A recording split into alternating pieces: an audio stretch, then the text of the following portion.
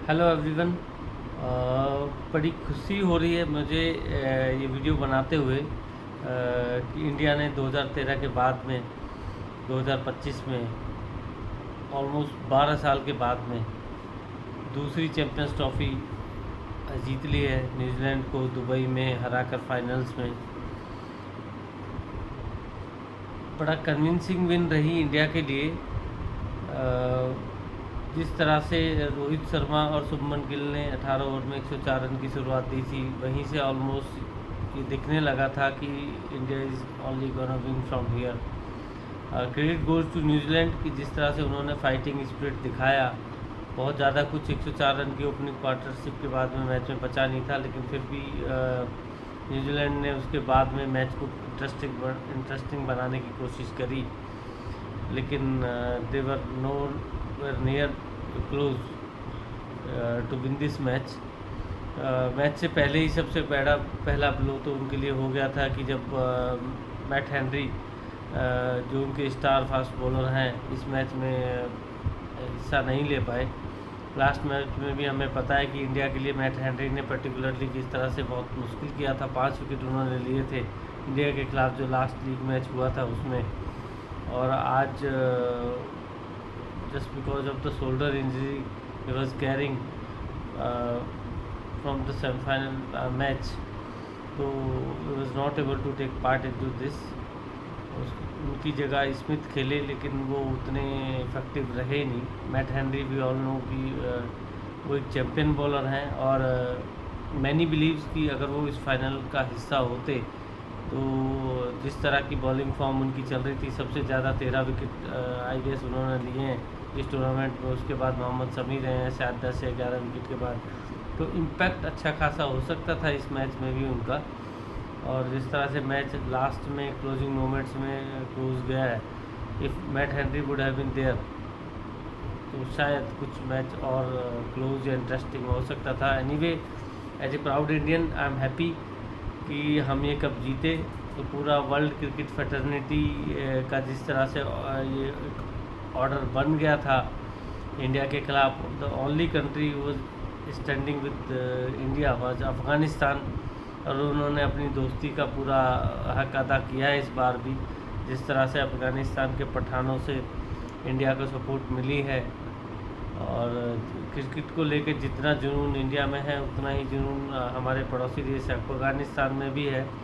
और अपनी टीम के बाद वो अगर दुनिया में किसी को सपोर्ट करते हैं तो ऑब्वियसली इंडिया है।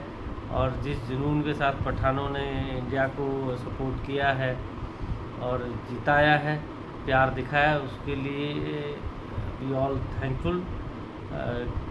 और हम उम्मीद करेंगे कि आने वाले टाइम में भी उनका ये सपोर्ट हमारे लिए कंटिन्यू रहेगा। उनकी अपनी टीम भी जितने छोटे कुछ टाइम में बहुत कुछ वो अचीव करती जा रही है। बड़ी बड़ी टीमों को हराना उनके लिए कोई बड़ी बात नहीं हो गई है। पहले भी वो उन्हें कोई मैच अगर बड़ी टीम को हराते थे तो उसमें उनको बोला जाता था कि वो अंडरडॉग्स हैं या मिरेकल हो गया नहीं। लेकिन जिस तरह की कंटिन्यूटी अब अफगानिस्तान ने दिखाई है, इस तरह के खिलाड़ी अब वहाँ पे निकल के आए हैं उनके, तो अब एशिया में तो एटलीस्ट हम प्राउडली कह सकते हैं कि अगर कोई 2 नंबर की टीम है इंडिया के बाद तो वो अफ़गानिस्तान है। Coming to this final match जो दुबई में आज खेला गया, रोहित शर्मा की टॉस के टाइम की जो किस्मत है जो रूठी हुई है वो कंटिन्यू रही। आई बिलीव कि शायद 18 या 19वीं बार है जब रोहित शर्मा ने टॉस गंवाया है।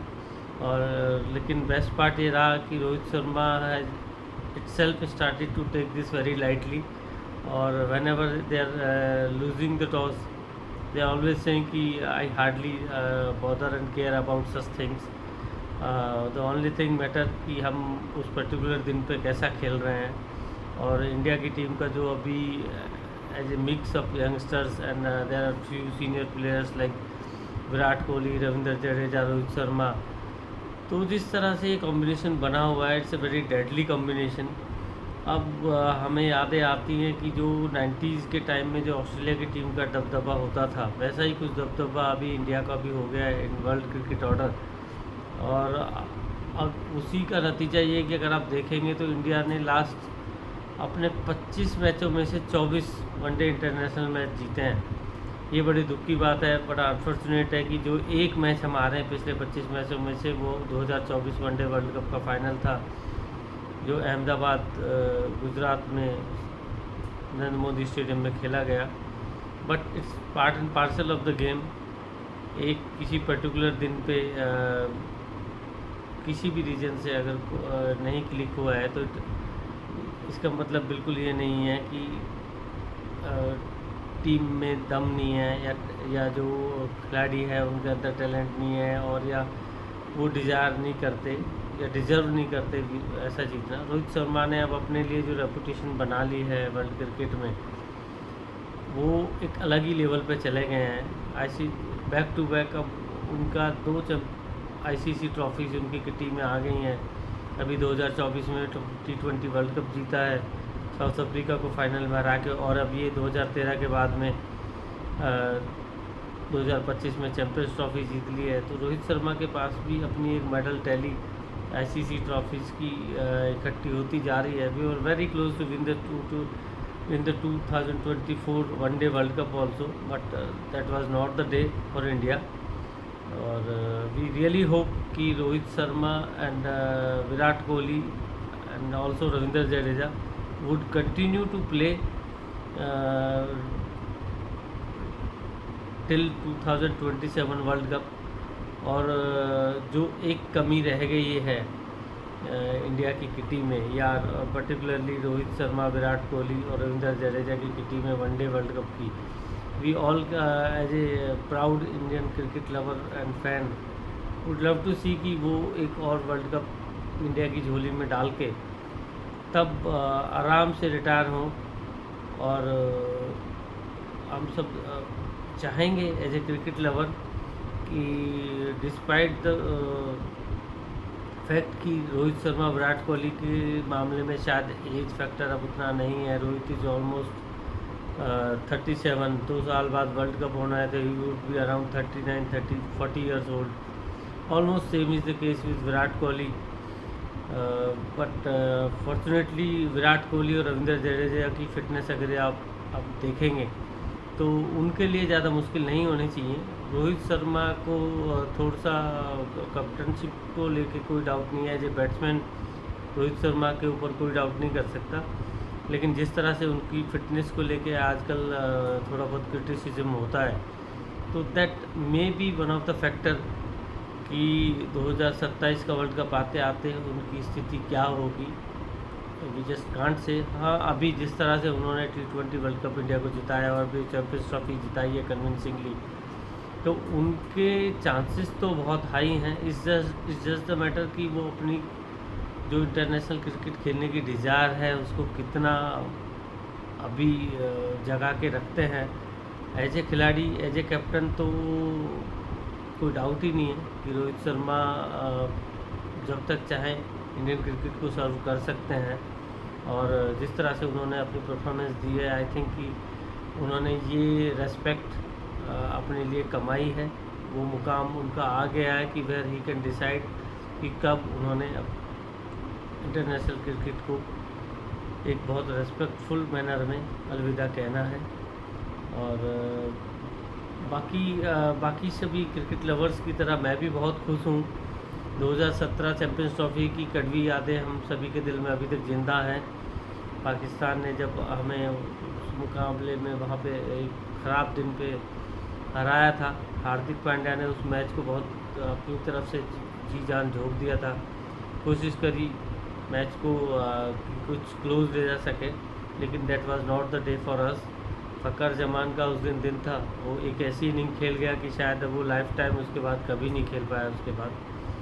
तो लेकिन आज आई होप कि as a proud Indian cricket fan सभी के जो 2017 चैंपियंस ट्रॉफी की हार के जो जख्म थे वो बहुत भर गए होंगे। और ये जीत इसलिए भी स्पेशल है कि इस चैंपियंस ट्रॉफी को एटलीस्ट कहने के लिए होस्ट तो पाकिस्तान ही था। बाकी स्टोरी जो है वो सब अलग है। हम सभी को पता है कि किस तरह से ऑलमोस्ट मजाक बना के रख दिया as a host nation Pakistan का।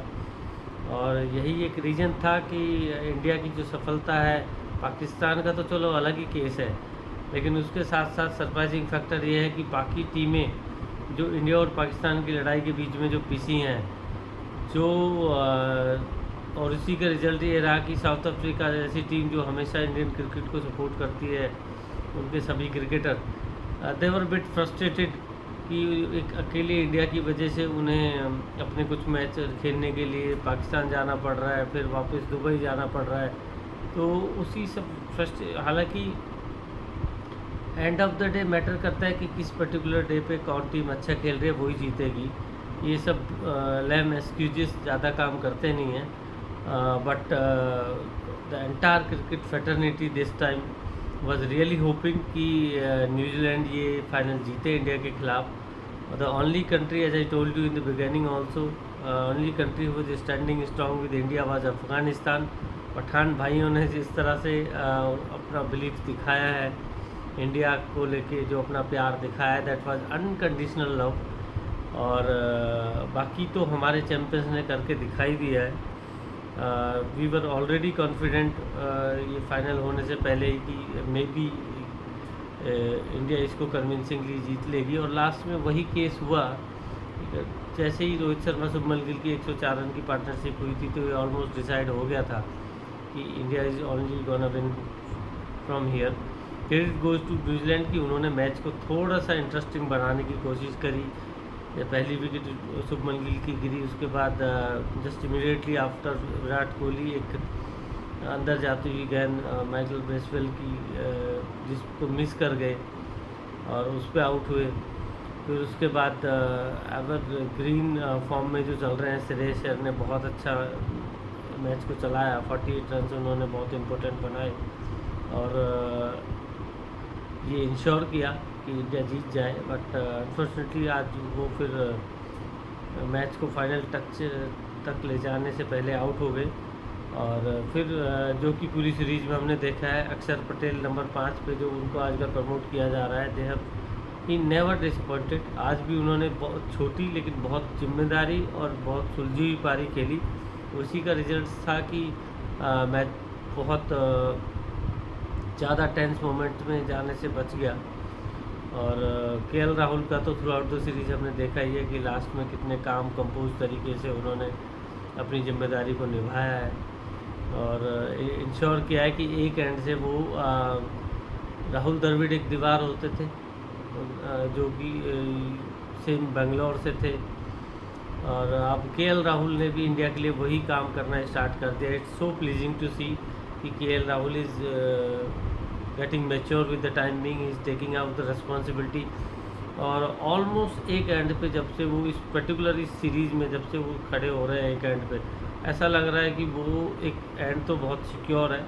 और शायद उसी के रिजल्ट ये है कि दूसरे एंड से चाहे बाकी जो बल्लेबाज है श्रेयस अय्यर हो, अक्षर पटेल हो या टेकेश हार्दिक पांड्या, इवन रविंद्र जडेजा है, जो फ्रीली क्रिकेट खेल पा रहे हैं और इंडिया एक टच एज रिस्क ले पा रहा है।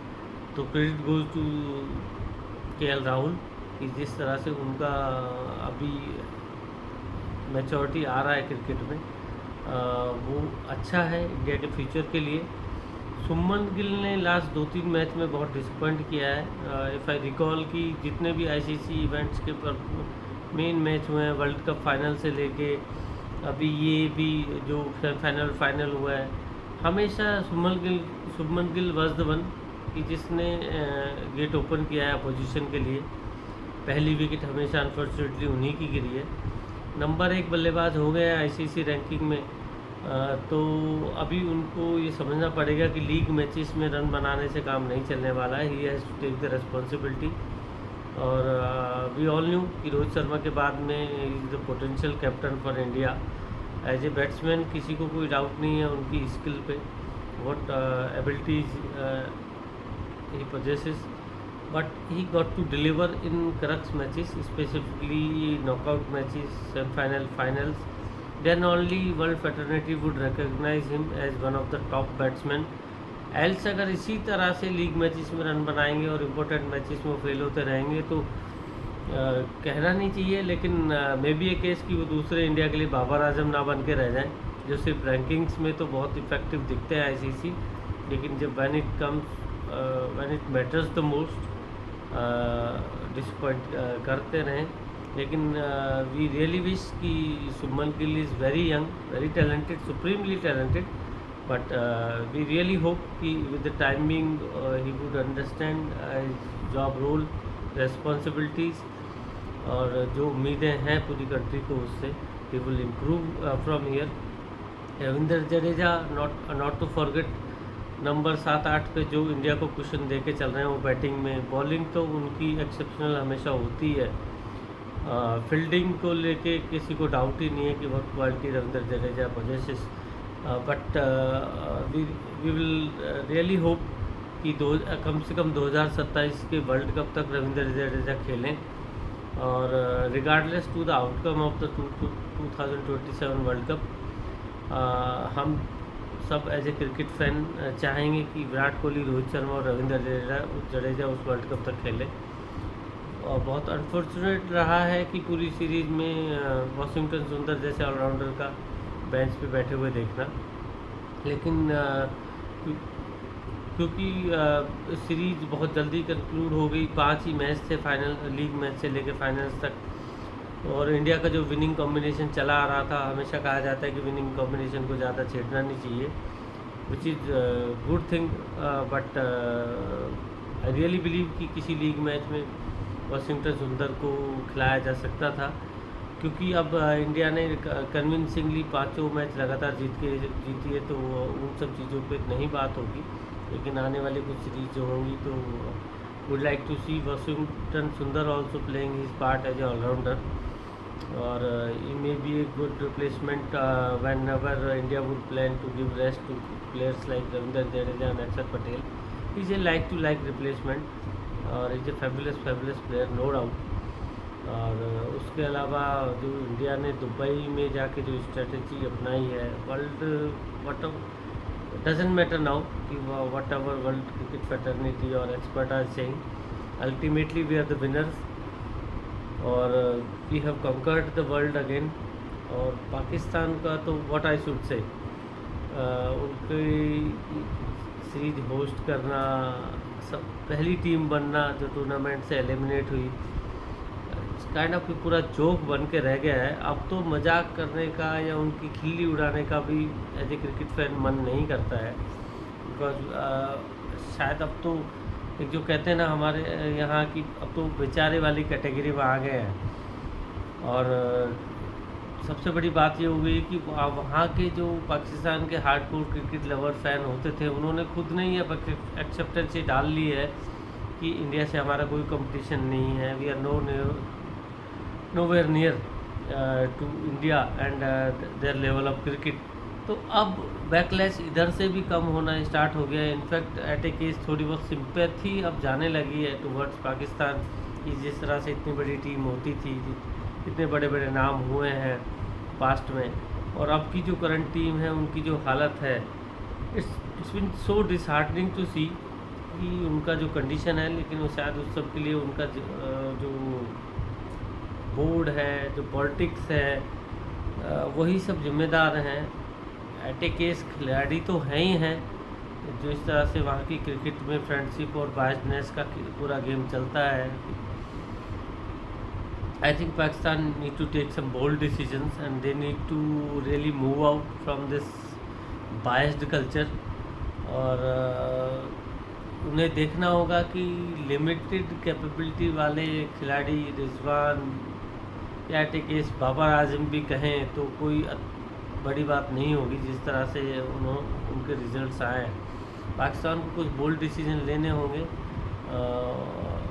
कुछ अटैकिंग खिलाड़ी जैसे कि उनके विकेट कीपर बल्लेबाज हैं मोहम्मद हारिस, या और कुछ यंगस्टर्स को मौका दे के देखना होगा, और कंटिन्यूटी कम से कम 1 से 2 साल उन्हें मौका देने होंगे, तब जाके कुछ टर्न अराउंड या कुछ रिजल्ट्स एक्सपेक्ट कर सकते हैं।